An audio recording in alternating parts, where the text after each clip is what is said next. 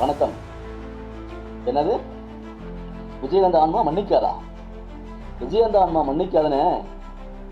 இன்னைக்கு உருட்டுற உத்தமர்களே வணக்கம்.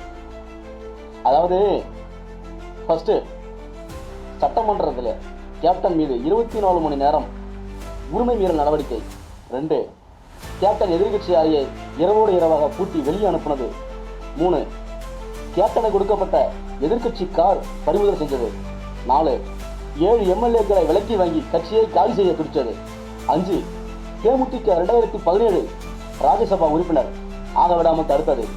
6, 2021 சட்டமன்ற தேர்தல் நேரத்தில் கழுத்தறுத்து நட்டாட்டுவதை விட்டது. 7, 2024 ராஜ்யசபா சீட்டு தருவோம்னு எழுதி கொடுத்து ஏமாத்தியது. இப்படி நிறைய இருக்கு, சொல்லிட்டே போலாம். சரி, அதை விடுங்க. இப்ப என்ன நடக்குது? நம்ம தேமுதிக கூட்டணி பற்றி விமர்சனம் செய்யறவன் யார் தெரியுமா? கேப்டன் உயிரோடு இருக்கும்போது ஓட்டு போடாதவன், அவர் தோந்தப்போ மகிழ்ச்சி அடைஞ்சவன், அவர் உடல்நலம் பாதிக்கப்பட்ட நிலையில கூட பார்க்க வராதவன், மறைஞ்ச பிறகு பாராளுமன்ற தேர்தலை நம்ம இளைய கேப்டன் தோல்விக்கு கூட்டணி இருந்து துரோகம் செஞ்சவன், தன்னை வளர்த்த கேப்டனோட வாரிசுக்கு கை கொடுக்க மனம் இல்லாதவன், இன்னைக்கு நல்லவன் மாதிரி வேஷம் போட்டு தேமுதிக கூட்டணி பற்றி விமர்சனம் செய்ய இங்க எவனுக்கும் தகுதி இல்லை. எங்களோட இயக்கத்தோட நலனை எங்க அந்நியருக்கு பாதுகாக்க தெரியும்.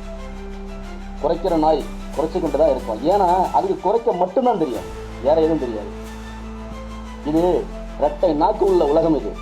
இது இரட்டை நாக்கு உள்ள உலகம். இது அதை செஞ்சா அது தவறு, இதை செஞ்சா இது தவறு, அப்படிதான் குறை சொல்லும்.